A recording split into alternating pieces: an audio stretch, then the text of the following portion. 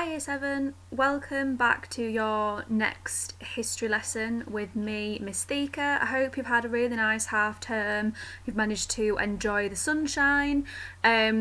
We are starting today our first subject of our final topic. So this is what you would have been doing in school if you were in school. We are moving on from the Tudor monarchy, where we've been spending quite a few lessons looking at the rule of Queen Elizabeth I, and now we are moving on to a different royal family known as the Stuarts. So just before we start the lesson and you get your date and title down, I want to just run you through really quickly the plan for the next few weeks in the run up to summer. So I've just written a little summary here of the lessons that we are going to be doing. So up until this point, I've been trying to do 2 YouTube lessons a week for you to try and simulate the fact that you would normally have 2 hours of teaching time if you were in school. However, I think that because the YouTube lessons are normally sort of 35-40 minutes long and then you have activities to do on top of them, I think for some people 2 YouTube lessons a week are maybe a little bit much. So I've decided to do 1 YouTube lesson a week from now on, but with watching the lesson and doing the activities, that should probably take you around about maybe 2 hours anyway. So only 1 lesson a week, but with the activities, sorry, I hope you can't hear my cat crying in the background, then that should be the same, if that makes sense. So this week we are looking at James's problems and having a quick introduction to King James and what he was like. Then your next lesson, we're going to be looking at James's finances, then religious problems within James's reign. Then you're going to be looking at the gunpowder plot, because that tends to be something that people, if anything, people know about James I. They know that he was the king involved in the gunpowder plot. Then we're moving on to James's son, King Charles, and some of the issues that he had really early on in his reign. And then that's it. Then we would break up for summer, and when you normally when you would come back after summer as year 8s, we would pick up here and we would move on and we would look at the outbreak of the First Civil War in England. So that's the plan.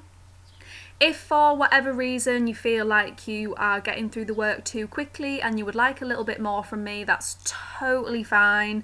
Please email me and I can give you some extra bits, maybe some research to do if you are particularly enjoying this and you feel like 1 YouTube video a week isn't enough. But as I've said, I think it is. So, same as usual, get your date and title in for me, please. Today's title is, how did the problems faced by the Tudors compare to the Stuarts? So we're going to be thinking about some of the key issues faced by James I in today's lesson. So date and title in, and then let's get going. So it's been a little while since we've looked at this timeline. We studied this quite in depth when we first started looking at the rule of Elizabeth. Here she is. And we explained, well, I explained, the rather complicated love life of her father Henry, the fact that he had 6 wives, 3 children. Elizabeth was the last of his 3 children to rule, and she ruled the longest for 45 years. Elizabeth dies in 1603, and you can see that coming off her picture, there are no more lines. That indicates that she has died without having any children. We know that Elizabeth refused to marry. She said she wanted to die the Virgin Queen, that she couldn't marry because she already had a husband and that her husband was the King of England. The problem with that is, if you die without no children, then who does the throne go to? She doesn't have an heir. So, in a rather complicated turn of events, if you follow the line up here and go all the way up to the top of the Tudor family tree, you can see that there's a different thread that runs down the right-hand side of the family tree. That's because Elizabeth's granddad, who was the first Tudor to sit on the English throne, he was called Henry VII. He married someone known as Elizabeth of York, and then they sent one of their daughters, Margaret. Margaret was one of Henry VIII's sisters. They sent Princess Margaret up to Scotland to marry the King of Scotland to kind of bring a bit of peace between the two countries. There's always been a lot of war, a lot of tension between England and Scotland. So they hoped that through marriage this would unite the two countries. That means that there is royal blood in Scotland, and you can see that this thread runs through. So from Margaret and James, they have children here. Another King James of Scotland, Mary of Guise. They then give birth to Mary Queen of Scots, which is a name that should ring a bell because we know we did a whole lesson on her. She was a cousin of Elizabeth and a constant pain to her, as she always tried to steal Elizabeth's throne, and she was constantly involved in plots and rebellions and that sort of thing. We know that Mary married 3 times throughout her rather tumultuous life, and from one of those marriages, her marriage to her second husband, Lord Darnley, they had a baby boy, and that baby boy was known as James. So he becomes King of Scotland when he's a really, really teeny weeny baby, and he then eventually comes on to become the King of England as well. So this is the first time that we see the uniting of the two countries, the union as James liked to call it. So he was actually King James VI of Scotland, because there'd already been 6 other King Jameses before him, but he was actually King James I of England, so there'd never been a King James of England before. So when Elizabeth dies in 1603, it goes on to her second cousin's son, James Stuart. So that's how we end up in the situation where we are. I know that was quite complicated to go through, but there are also some other problems that we need to bear in mind here. So normally you would cut and stick this information in, but obviously we can't do that. So instead I'm going to read through this quite detailed information sheet. I want you to listen to me reading through it. Then I would like you to pause me, and I would like you to bullet point any of the problems you've identified about the death of Elizabeth. And then, if you can, explain why Elizabeth's reluctance to name her successor could cause problems for James as a new king. So the word reluctant, if you're reluctant to do something, that means you keep putting it off. Like if someone at home asks you to tidy your bedroom and you're like, well, I'll do it in half an hour, or I'll have some food first, or play on my Xbox for a little bit first. That's because you're reluctant, you don't want to do it. And Elizabeth was super reluctant to name her successor. She knew she was going to die. She knew she had no children. She knew she had to identify who was going to replace her, but she really didn't want to do that. So I want you to think as well about what problems that might cause for James as a new king. Okay, so death of Elizabeth first. By the late winter of 1602 to early 1603, Elizabeth was feeling unwell. She had caught a chill after walking out in the cold winter air and complained of a sore throat as well as aches and pains. She lay on her cushions in her private apartment and could not be persuaded to leave them for the comfort of her bed. "I am not well," she declared, but refused to be seen by her doctors. She was old, she was tired, and she was lonely. She was ready to slip into the world where all of those she had loved had gone before her. As her condition deteriorated, Archbishop Whitgift, her favourite of all her Archbishop of Canterbury, was called to her side, and the Queen clung tight to his hand. When he spoke to her of getting better, she made no response. But when he spoke to her of all the joys of heaven, she squeezed his hand happily. By this time she was beyond speech, and she could only communicate with gestures. It was clear to all of those around that the great Queen was dying. There was still one matter that the Queen had left unresolved. The matter that had been unresolved since the first day that the young Lady Elizabeth had heard that she was now Queen of England, the succession of the throne. However, it was generally believed that King James VI of Scotland was to succeed, and this question was put to the dying Queen. Elizabeth may or may not have responded, but for the sake of a peaceful transition of power, it was later announced that she had gestured for the King of Scotland to succeed her. Whether or not this is true is unclear. However, it is certain that Elizabeth was not as organised as her father, Henry VIII, had been. On his deathbed, he produced a final act of succession which made clear who would follow him as ruler of England. The Queen fell into a deep sleep and died in the early hours of the 24th of March 1603. This saw the last of the Tudor dynasty. Her death would bring about a new reign, that of King James I and King James VI of Scotland, a new ruling dynasty known as the Stuarts. Elizabeth's greatest enemy, Mary Queen of Scots, seems to have had the last laugh as her son became King of England, something which she had tried to achieve for herself but had failed. So use this information here, pause me. I want you to bullet point, first of all, any problems you can identify about the death of Elizabeth, and then explain why Elizabeth's reluctance to name her successor could cause problems for James as a new king. So pause me now and complete that first task.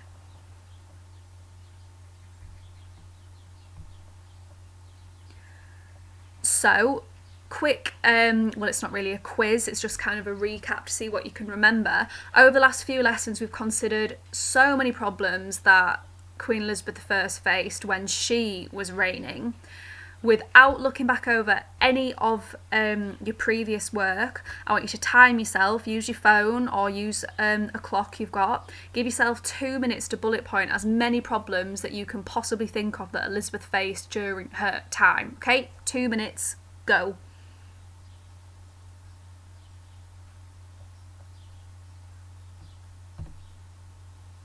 Okay, so hopefully you've got a really long list of some of the key problems that Elizabeth faced while she was queen. So now we are going to compare the problems faced during Elizabeth's rule to that of the new king, James. We're going to compare them because I want you to think about, are these problems similar to the ones that Elizabeth faced, or are they completely different?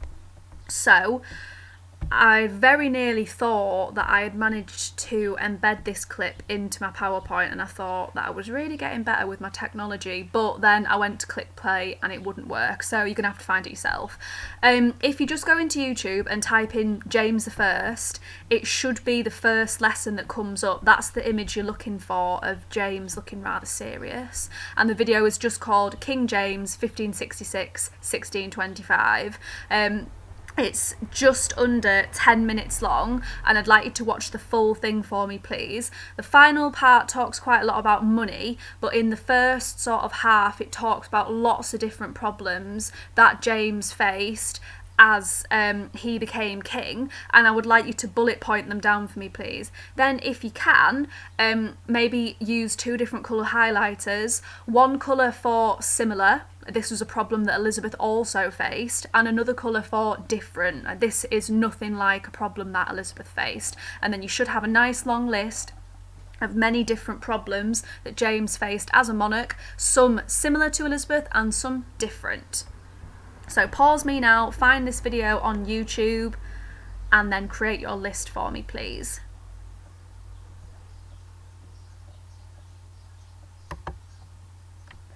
Okay, so you should have seen from that YouTube video that James had some quite specific problems, some of which were never an issue during the reign of Elizabeth. So now we're going to look at those problems in a little bit more detail, and I would like you to create a spider diagram highlighting those problems. So what I would like you to do is maybe in the middle of your page write problems, and then coming off your bubble get these categories for me, please. So have a think about problems revolving around religion, problems that were political, so anything to do with the government and establishing laws, financial problems as well. Remember, if something's financial, that means it's something to do with money.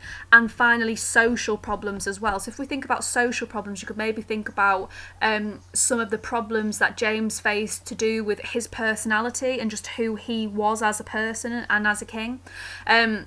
And then I'm going to put some information on, and you can write this down coming off your spider diagram. However, what I want you to also think about is this here. Some of these problems might link to more than one factor. So you might maybe write one bubble of information coming from finances, but then you might actually think, actually, that also links to social. So then I want you to draw a squiggly line showing that those two link as well. And by the time you've finished, you should have a spider diagram absolutely jam-packed of all the different problems that James faced as a monarch. If you hate doing spider diagrams and that's not your thing, then just write the information out and then maybe colour code it. So one colour for religion, political, financial, social. And then if you think some of the information is more than one colour, then obviously just use two different colours, if that makes sense. And then if you want to challenge yourself, you could write a short summary, explain how these problems link to the reign of Elizabeth I, and if you can, explain how they're all connected. So this is the information. I'm going to read it to you because I know normally we would stick this in our books, but so the wording's quite small, so I'm going to read it to you, and then I want you to pause me and get going with your spider diagram.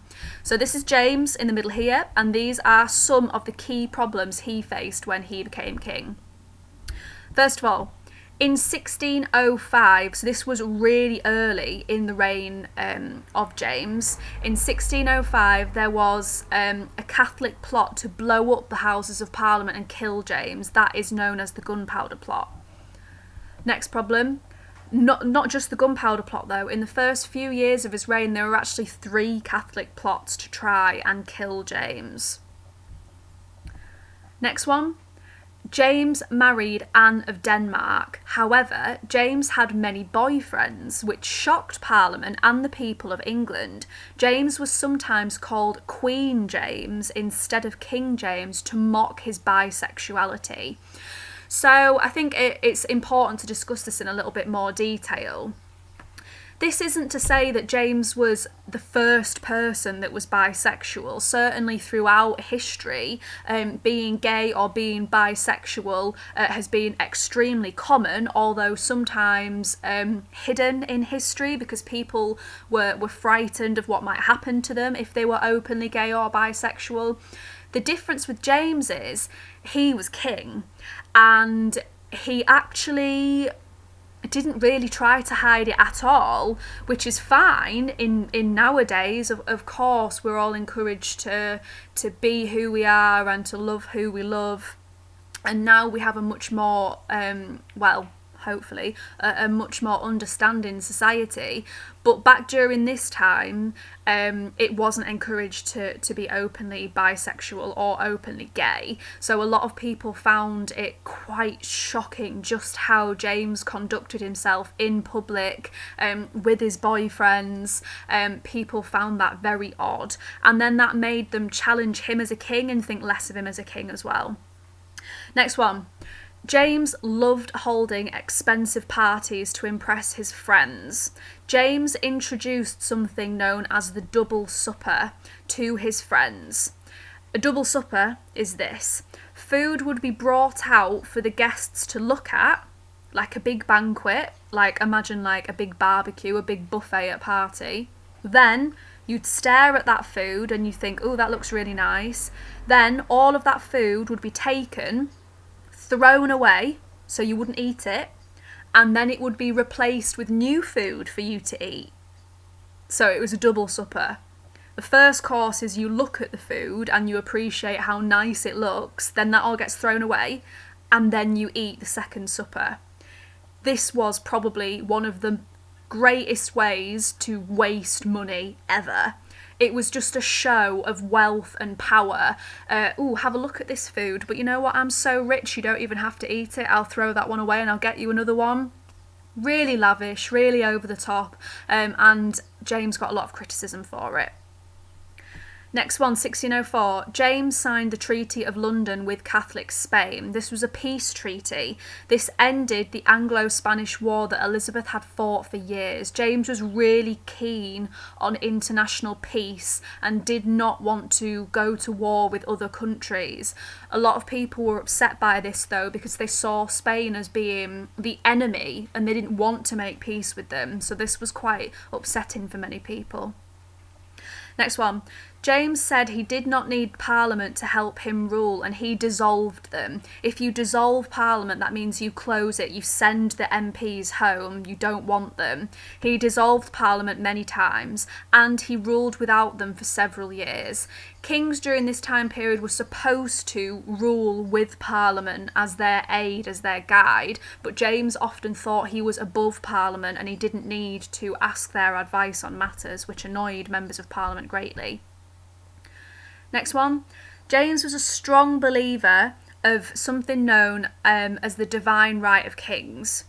He thought that he had been specially selected to rule by God, which meant that no one on earth could tell James what to do. This caused many problems between James and Parliament. If you honestly believed that you had been specially picked by God to be king, then of course you're not going to want to listen to other people, because you're going to always believe that your opinion is right because God picked you. And James genuinely did believe that. So that caused an awful lot of tension between James and members of Parliament who tried to give him guidance and advice. If he didn't like their advice, then he would overrule them or dissolve them. So that caused a lot of problems. And finally, James struggled to keep control of his finances. He often spent too much money on lavish items that he did not need. James often gave away large amounts of money to his Scottish friends, which infuriated Parliament and his boyfriends as well. Parliament would get so cross with James if they had given him more money because he was in debt, and then they would later on find out that he had then given that money away to a boyfriend. It just used to drive them crazy. So leave this on the screen, and then what I want you to do is think back to the task that I asked you to do before. Either do it as a spider diagram, or if you hate spider diagrams, then just write out the bubbles and colour code them. What problems did James face? And then maybe try to draw links to these problems. So for example, this one here, James struggled to keep control of his finances, but then he often gave away large amounts of money to friends and boyfriends. So that could fall under the category of finance because it's to do with money, but it could also fall under the category of social as well because that's something personal to James. So that one could be too. Okay, so pause me and get on with your next task for me, please.